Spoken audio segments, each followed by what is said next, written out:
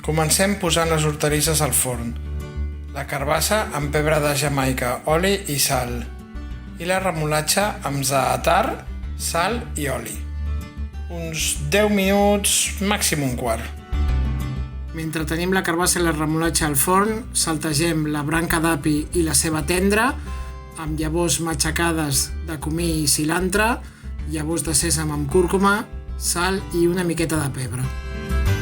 Incorporem el tempeh tallat més o menys a daus i el cuscús. Ho remenem bé, sofregint uns pocs minuts i finalment, ja fora del foc, incorporem el brou de verdures ben calent en la mateixa quantitat que el cuscús, ho tapem i ho deixem reposar 5 minuts.